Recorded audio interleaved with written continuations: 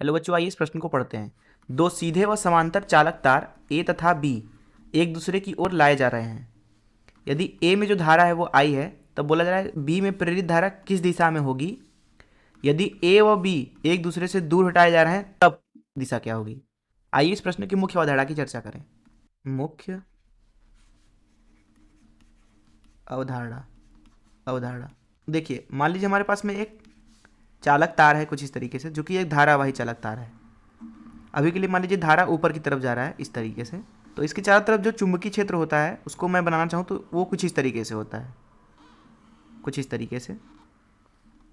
और यहाँ पे उसकी दिशा होगी कुछ इस तरीके से। अर्थात अगर जो ये तार रखा हुआ है कागज़ के तल में, तो कागज़ के तल में जो चुंबकीय क्षेत्र है जो कागज़ को काट रही है, इधर वो इस तरीके से होगा अंदर की तरफ जाती हुई, वहीं इधर जो होगा वो बाहर की तरफ होगा कुछ इस तरीके से, कागज़ के तल के अभिलंबवत। ये तो पहली चीज़ है।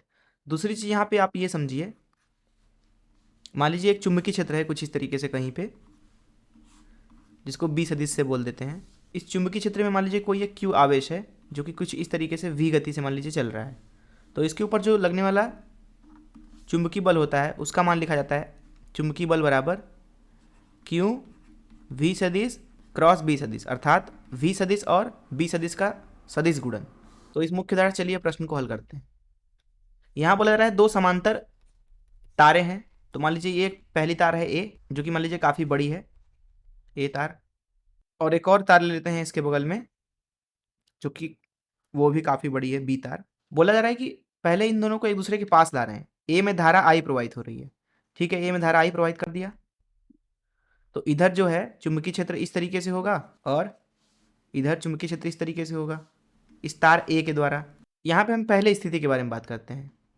स्थिति एक, जब आप तार को अर्थात बी तार को आप ए के पास ला रहे हो, देखिए जो तार हो है उसके अंदर बहुत सारे मुक्त इलेक्ट्रॉन है कुछ इस तरीके से, बहुत सारे। जब तार को पास लाएंगे हम, तो हर एक इलेक्ट्रॉन की जो गति है वो इस दिशा में होगी कुछ इस तरीके से, कुछ इस तरीके से।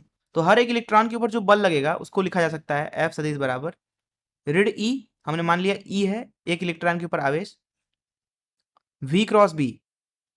देखिए बल और चुंबकीय क्षेत्र का जो सदिश गुणन है यहाँ पे वो होगा, क्योंकि गति इधर की तरफ है वी सदिश और चुंबकीय क्षेत्र अंदर की तरफ है, तो जब आप भी और बी का यहाँ पे सदिश गुणन करोगे तो वो नीचे आएगा दोनों के अभिलंबवत। यह है वी क्रॉस बी, अर्थात वी सदिश और बी सदिश का सदिश गुणन वी क्रॉस बी। इसको लिख सकते हैं ऋण ई वी का परिमाण बी का परिमाण गुणे साइन थीटा। थीटा है यहाँ पे 90 अंश, तो 1 हो जाएगा, और इसकी दिशा है अभी के लिए नीचे, लेकिन आगे ऋण चिन्ह लगा हुआ है। इसकी वजह से जो बल होगा इलेक्ट्रॉन के ऊपर उसको लिखा जाएगा ई वी बी।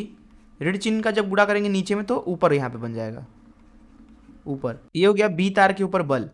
कैसे? क्योंकि हर एक इलेक्ट्रॉन के ऊपर, यहाँ पे हर एक इलेक्ट्रॉन के ऊपर ऊपर की दिशा में बल लग रहा होगा, इसलिए उसका त्वरण भी ऊपर की तरफ होने लगेगा, अर्थात सारे इलेक्ट्रॉन जो है ऊपर की तरफ गति करने लगेंगे तार के अंदर। अब जो वैद्युत धारा होती है वो इलेक्ट्रॉन की गति की विपरीत दिशा में होती है, तो यहाँ पे जो धारा है वैद्युत धारा वो इस तरीके से प्रेरित हो जाएगा यहाँ पे, इसको आई नॉट बोल देते हैं। तो जब तार को ए के पास ला रहे होंगे तो ए तार में जिधर भी धारा प्रवाहित हो रही है उसकी विपरीत बी में धारा प्रेरित हो जाएगा। ये पहली स्थिति है। दूसरी स्थिति यहाँ पे समझते हैं। यहाँ पे पहले तार बना लेते हैं ए को, जिसमें धारा आई है और चुंबकीय क्षेत्र इधर जो है कुछ इस तरीके से है, इस तरीके से, और इधर है इस तरीके से बाहर आती हुई। तार काफ़ी लंबा है, बहुत लंबा। इसके बगल में एक और तार है कुछ इस तरीके से, बहुत लंबा, बी तार इधर ए है। अब हम क्या कर रहे हैं, इनको दूर ले जा रहे हैं, अर्थात इस तार को आप मान लीजिए कि वी गति से इधर की तरफ ले जा रहे हैं। तो इसमें मौजूद हर एक इलेक्ट्रॉन जो होगा वो इधर की तरफ गति करने लगा, जिसकी वजह से चुंबकीय क्षेत्र जो है इसके ऊपर बल लगाएगा, उसका मान यहाँ पे लिखा जाएगा। चुंबकीय क्षेत्र का जो बल है वो है ऋण ई वी और बी का सदिश गुणन। अब यहाँ पे जो गति है एक इलेक्ट्रॉन की वो इधर है और चुंबकीय क्षेत्र अंदर है, तो वी क्रॉस बी जो है वो ऊपर की तरफ आएगा, अर्थात वी और बी का सदिश गुणन ऊपर की दिशा में।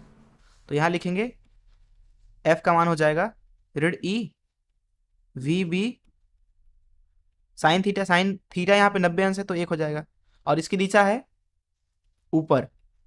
अब ऋण चिन्ह का जब गुणा होगा तो यहाँ पे बन जाएगा ई वी बी नीचे। अब सभी इलेक्ट्रॉनों के ऊपर, क्योंकि नीचे की दिशा में बल लगने लगा, इसलिए नीचे की दिशा में त्वरित होकर के तार के अंदर ये गति करने लगेंगे। जो वैद्युत धारा होता है वो इलेक्ट्रॉन के प्रवाह की विपरीत दिशा में होता है, इसलिए यहाँ पे जो धारा प्रवाहित हो जाएगी, प्रेरित हो जाएगी, वो ऊपर की दिशा में होगी इस तरीके से। ये है हमारी प्रेरित धारा, इसको आई नॉट बोल देते हैं। तो पहली स्थिति में जब हम तार को चालक के पास ला रहे थे तो जो धारा की दिशा थी वो ए में धारा की दिशा के विपरीत थी।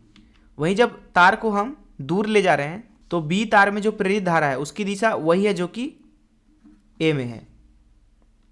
मैं आशा करता हूं कि आपको इस प्रश्न का हल जरूर समझ में आया होगा। धन्यवाद।